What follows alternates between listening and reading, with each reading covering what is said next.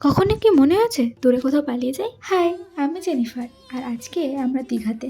তো সকালে ওই 6:30টার নাগাদ ট্রেন ধরে মোটামুটি 11:30-12টার নাগাদ আমরা দীঘা পৌঁছে গেছিলাম।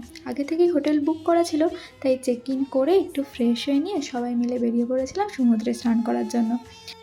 যত এগোচ্ছিলাম সমুদ্রের আওয়াজ শুনতে পাচ্ছিলাম আর মনটা যেন কত বেশি না ভালো লাগছিল। আর এভাবে ওখানে পৌঁছে যাওয়ার পরে দেখলাম অনেক বেশি ভিড়, কিন্তু সেসব তোয়াক্কা না করেই স্নান করতে চলে গেছিলাম। সেসব ভিডিও খুব একটা নেওয়া হয়নি, কারণ মজা করতেই ব্যস্ত ছিলাম। সন্ধ্যেবেলা গেছিলাম আমরা ঢেউসাগরে। আর এই যে আমি আর আমার সাথে এই ছোট্ট পুচকে যে সারাদিন আমার সাথেই ছিল।